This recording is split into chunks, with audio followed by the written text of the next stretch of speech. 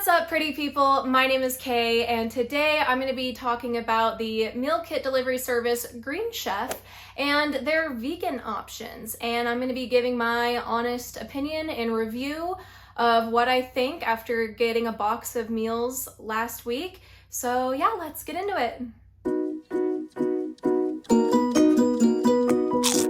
So first and foremost, Green Chef. What is it? Who are they? What do they do? It is a meal kit delivery service, and they pride themselves on having healthier options, having more sustainably sourced things, so they are also organic, and just having more options available specific to different diets. So they have like keto, paleo, just like well balanced, and then vegetarian and vegan options. And that's really the thing that makes them stand out for me as a vegan, because there aren't really a lot of meal kit services out there that have vegan options.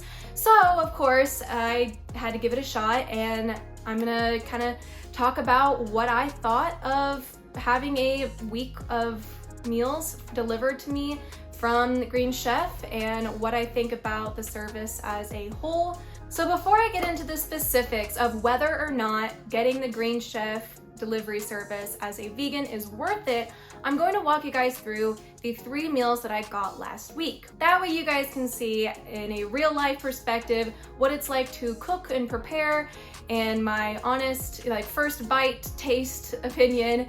So let's get into that.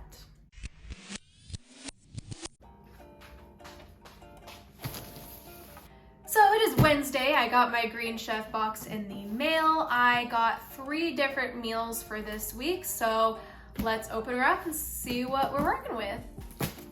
Ow, that was my nail. So right on top, we have our meal cards. They also always send these little coupon things. The boxes are all insulated with ice packs and stuff, so they stay nice and fresh. Here's the first one, the second, and the third. Okay, there's nothing else in there. These are the big old ice packs. Close that back up and move this out of the way. All right, so we have a creamy mushroom soup. Second, we have miso glazed veggie bowls. Ooh. And then we got apricot and caramelized onion flatbreads. Oh, this one looks so good. All right, well, I'm going to put all of these different kits into the refrigerator, and I'm going to probably just chillax until it's time to cook one for dinner. Alrighty, so I'm about to make dinner. I have decided on the creamy mushroom soup. So I have the kit right here, and let's get started. Alright, so I've opened up the kit. Let's see what we got. We got some parsley, flour, our little roll. What is this specifically? It is a multi-grain mini loaf. Carrots. It's our coconut milk. We got 2 of those. Thyme, cremini mushrooms. We got 2 whole onions, even though the recipe says that you only need half of an onion. So this is a mushroom broth concentrate. And here's our cashew parmesan. And that's it. So step number 1 is prep. We're going to preheat the oven to 425 degrees. Wipe the cremini mushrooms clean with damp paper towels. Remove the stems if desired. Cut into slices about 1/4 inch thick each. Cut ends off yellow onion and discard. Half lengthwise, save 1/2 for another use, and small dice remaining half into pieces about 1/4 inch each. Destem the thyme and finely chop the leaves, and destem the parsley and finely chop the leaves. I always remember how much of a pain in the absolute rear destemming thyme is whenever I sit there for what feels like forever trying to destem it. Anyways, step number 2, start the soup. So we're going to heat 2 to 3 tablespoons of cooking oil in a large pot over medium-high heat. Add the mushrooms and carrots to the hot pot. Season with about 1/2 teaspoon of salt and pinch of pepper. Stir to combine. Cook about 5 minutes or until the veggies begin to brown, stirring occasionally. Then we are going to reduce the heat to medium, add the onion, season with thyme, cook about 2 minutes or until the onion softens, stirring occasionally. Then we add the flour, cook 2 to 3 minutes or until the flour is lightly browned, stirring frequently. All right, step 3 is finish the soup. So we are going to add coconut milk, mushroom stock concentrate, and 1 cup of water to the pot with the veggies. Season with rosemary, basil, and sage blend. Oh, they didn't give me that.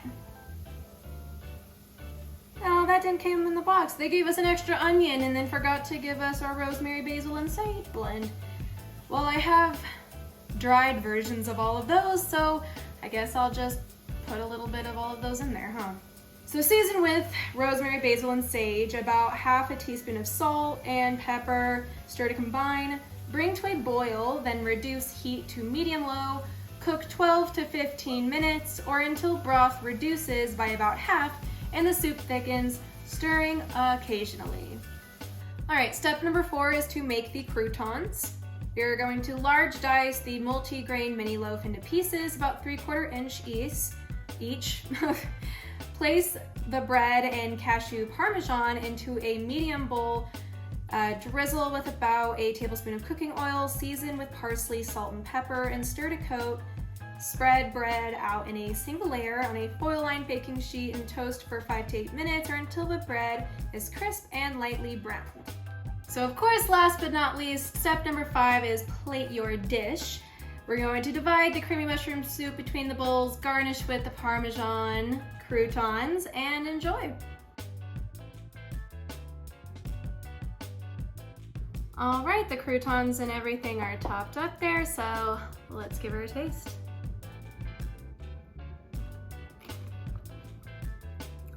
Oh, that's really good. So the creamy mushroom soup, it was really savory and delicious. I really enjoyed that one. I think that one is actually the one that I've had in the past as well in a previous box, but I'm not mad about it because it was delicious. It was one of the heavier meals though. I actually wasn't able to finish my bowl of soup, but that's okay. It was nice and filling, so that was good. It was also fairly straightforward to make and had really minimal cleanup because really most all the dish was just in that pot right there, aside from like the prep and then the croutons. They did forget to put in that spice blend though, which was a bummer. I was lucky enough to have those seasonings on hand in my cabinet, so I was still able to get that out of it. But if you didn't have those on hand, then you just would have been screwed, you know? So that was kind of a bummer.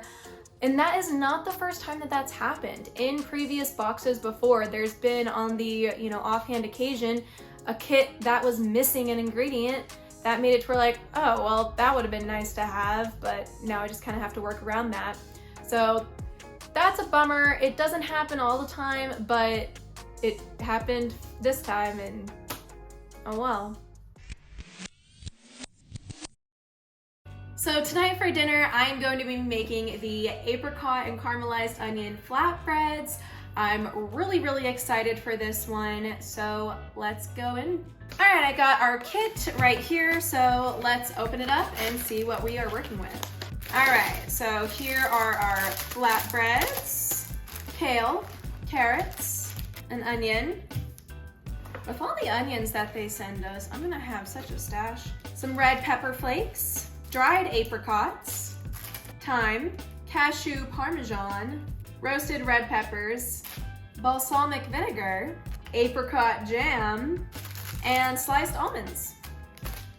And that is it. All right, step number 1, prep. Preheat oven to 400 degrees, cut the ends off yellow onion and discard peel, half lengthwise, lay flat and cut lengthwise into strips about 1/4 inch thick. Destem the thyme and finely chop leaves. Remove and discard any thick center stems from lacinato kale. Discard the stems, roll leaves into a large cigar, and slice across into ribbons about 1/4 inch wide. Okay, step number 2, caramelize onion. Heat about a tablespoon of cooking oil in a medium saute pan over medium-high heat. Add the onion to the hot pan, season with salt, pepper, and 1 teaspoon of sugar. Cook 3 to 4 minutes or until onion begins to soften, stirring occasionally. Then reduce heat to medium-low, add 2 teaspoons of the thyme, roasted red peppers, and 2 tablespoons of water.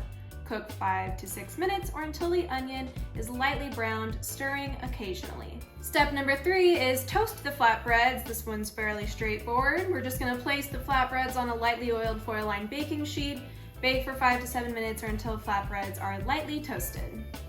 Step 4 is make the thyme and vinaigrette and apricot spread. All right, so we're gonna place about half of the balsamic vinegar, about 1 tablespoon of the apricot jam, about 1 tablespoon of olive oil, and a pinch of the remaining thyme in a medium bowl. Whisk to combine, season with salt and pepper to taste. Then we will place remaining apricot jam and remaining balsamic vinegar in a small bowl, stir to combine, and season with salt and pepper to taste. Step 5 is make the salad. So place the kale in a second medium bowl, drizzle with a tablespoon of the thyme vinaigrette, lightly season with salt, and then massage the leaves until softened. Set aside about 1 cup of the kale for flatbreads. Then we'll add the carrots, dried apricots, and sliced almonds to the bowl with remaining kale. Drizzle with remaining vinaigrette, about 1 tablespoon at a time to taste. Toss to combine, and then season with salt and pepper to taste. Step 6, build and bake flatbreads. So we're going to drizzle about a tablespoon of olive oil over each flatbread, season with salt and pepper, rub to evenly coat. Spread the apricot spread over the flatbreads, sprinkle the cashew parmesan over flatbreads, then top with the caramelized onion and peppers and reserved kale. Transfer baking sheet to oven, bake 2 to 3 minutes or until flatbreads are golden brown. Step 7, plate your dish. We're going to quarter the flatbreads, divide the apricot and caramelized onion flatbreads between the plates, sprinkle with some red pepper flakes to taste, and then serve the kale salad on the side and enjoy. All right, we are complete. It looks beautiful. Smells really good. I'm gonna go ahead and give the salad a taste.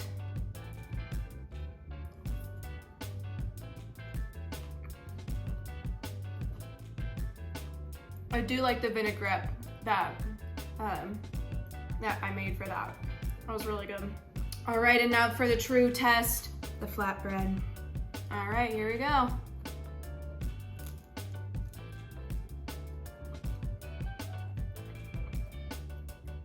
Oh, that's delightful. It was really, really good. I'm just gonna,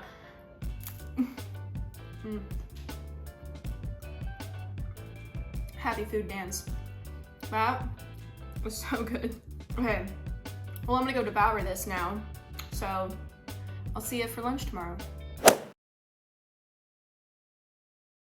Okay, so those apricot and caramelized onion flatbreads were so good. I really, really liked that one. The flavor was just great. It was definitely a unique thing that I would have never come up with on my own.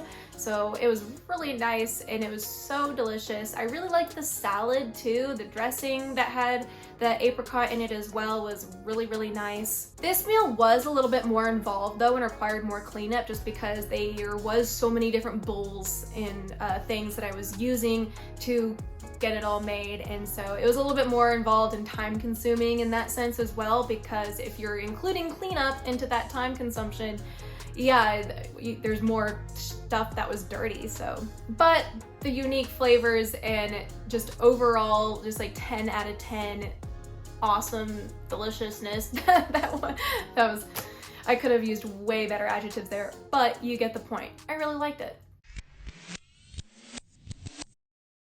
Alrighty, so today is Friday and I'm about to make the miso glazed veggie bowls as a late lunch before I go out with some girlfriends. So yeah, let's get started. Alrighty, let's open this up and see what we're working with. So I got a red bell pepper, some green onion, basmati rice, some red pepper flakes, black and white sesame seeds, our miso mirin glaze with agave, sweet potato, broccoli, In this little box, we have organic shiitake mushrooms. All right, step number 1 is cook the rice. We're going to preheat the oven to 425 degrees. Bring the basmati rice, 1 1/4 cups water, and about 1/4 teaspoon salt to a boil in a small pot. Stir, then reduce heat to medium-low and cover pot with lid. Simmer 16 minutes or until rice is tender and water is absorbed. Remove from heat, let rest covered for 3 minutes, and then fluff with a fork. All right, step 2, prep. Medium dice the red bell pepper in pieces, about 1/4 inch each. Remove any woody stems from the shiitake mushrooms. Tender stems are fine. And then cut into slices about 1/4 inch thick each. Cut the broccoli into bite-sized pieces if necessary, and thinly slice the scallion and discard the root end. Step 3, season and roast veggies. Place the sweet potatoes, bell pepper, and mushrooms in a medium bowl. Drizzle with about 1 1/4 tablespoons of cooking oil. Season with about 1/4 teaspoon salt and a pinch of pepper. Stir to coat. Spread the veggies out in a single layer on a lightly oiled foil-lined baking sheet. Roast for 20 to 22 minutes or until the sweet potatoes are fork tender, stirring halfway through. Step 4 is cook broccoli, where we are going to heat about 2 tablespoons of cooking oil in a large saute pan over medium heat. Add the broccoli to pan, season with crushed red pepper flakes to taste, about 1/4 teaspoon salt and a pinch of pepper. Cook 6 to 8 minutes or until tender, stirring occasionally.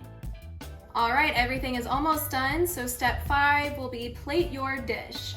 Divide rice between bowls, top with roasted veggies and spicy sauteed broccoli. Drizzle with the miso mirin glaze with agave to taste. Garnish with scallion and black and white sesame seeds, and enjoy. Alrighty, we are all done and ready to dig in. It looks pretty beautiful. I love all the colors and it smells delicious. So let's see if I can get a good bite and give it a taste test.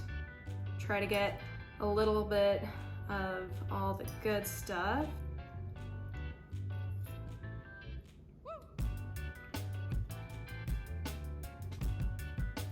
Oh yeah. That is so good. I really like that miso glaze. Well, all right, I'm going to dig in and enjoy my lunch. So, yeah. So the miso glazed veggie bowls, I really like this one. It's right up my alley. Veggies, rice, and sauce is something that I eat all the time. So really like that. Really loved the miso glaze. It was something that I really wanted to see if I can recreate in the future for me to just have in my own, because that was really nice. But the one thing that really rubbed me the wrong way was the timing estimate. It said that it should only take 30 minutes to make that meal, but the order of the instructions on how to prepare it was just off. It had you do the rice first and then bake the veggies, when the veggies needed to be chopped and tossed in seasoning and oils and then baked for 20 to 22 minutes. And unless you are a super chopper, there's no way that you were going to be getting all of that done within 30 minutes. So that kind of was frustrating because I was hoping for that to be a pretty quick thing to make as a late lunch. And it took me a lot longer than I thought it would because that timing was just weird. So that kind of bothered me, but it was delicious. Overall, that was a really great batch of meals that I received last week. All 3 of them were really delicious and it was great variety. In some of the boxes that I received in the past, there's been meals that flavor-wise just really didn't hit the mark for me or were kind of funky to where I was like, I don't really know if this is my style. Like, it was okay, but I didn't love it. But I really did genuinely love the flavor and the taste of all the meals that I got this past week. But the real question of the hour is it worth it? Is the Green Chef vegan meal kit delivery worth it?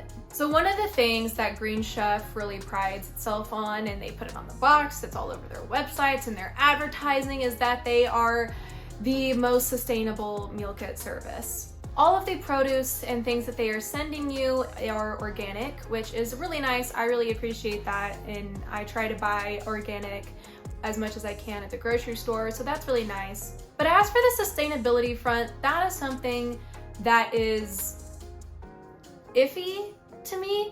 So on their website, it says that the actual box that they ship to your front door is made up of at least 40% recycled materials, that the insulation that is in the box is completely recyclable. The ice packs can be drained, rinsed, and recycled or reused for your own purpose and uses however you please. The little brown paper bags that all of the kits come in are recyclable if they're not soiled, and then they say that if they are soiled, you can compost them. So that's cool. But the big thing is the fact that all of the ingredients come in their own individual little plastic baggies. And so it's really tough to sit there and be like, oh yeah, y'all are super sustainable because every single ingredient comes in its own plastic baggie. Well, I looked it up, and the plastic that they use is apparently a recyclable, super thin plastic. So as long as you rinse out the plastic baggies and everything that it came in, they can be recycled, just like everything else in the box. So the fact that the entire box and all of the packaging that they send to your front door can be recycled or composted is really nice to know, especially for someone who is vegan and has the vegan values in the sense of the environment and not wanting to be wasteful. Also, if you think about the carbon footprint of the fact that it has to get delivered to your front door, that is also obviously making more of an impact on the environment than if you were to just go to your local grocery store or farmer's market yourself. So the big counter argument to that is the fact that it is efficient. It's time efficient, because you are getting all of that stuff just delivered right to your front door. It is all out there, and most of it's prepped, like all the ingredients, most of them are prepped whenever you receive them. There's, minimal prep that you have to do yourself, and then you just follow the steps and you have yourself a delicious meal, and you don't have to think about planning what you're going to eat for dinner, and then you don't have to go to the grocery store and spend all that time there buying all the different things and then potentially having to toss out stuff that goes bad. So that is really the thing that kind of makes this worth it. So for me, what really makes Green Chef worth it is the fact that I live with my boyfriend who is also vegan. So spending $100 on 4 different meals for us a week to just get delivered to our doorstep, where we know exactly what we have to cook and we have exactly what we need to cook it. It's really convenient and it's cost efficient for us. Now, obviously, if you live alone or if you are the only vegan in your household, it's probably not going to be as efficient for you to be getting these boxes, because the lowest serving amount that they offer is 2. But if you are not the only vegan in your household, if you live with other vegans, then this is definitely something that you could give a shot, and it might be something that you find to be really convenient and enjoyable. So for me, I'd say it's worth it, or at least in my situation, it is worthwhile. And I really enjoy getting the meals and getting my Green Chef boxes. You have the ability to skip weeks if you want to, so that's been really convenient. I don't get them every week because sometimes I want to try to make my own stuff, and sometimes I'm not going to be home enough for it to be worth it. So that's really convenient, and I've enjoyed it. Yeah, overall I've enjoyed it. I found it to be worth my while, and yeah. So let me know down in the comments below if there are any other meal kit services out there that have good vegan options that I should try. And also let me know if you think Green Chef is something that would be worth it for you. Follow me on my Instagram, which is @KaylynWester, to see what I'm cooking all the time. And of course, subscribe to my channel, like this video, and remember, pretty people eat plants.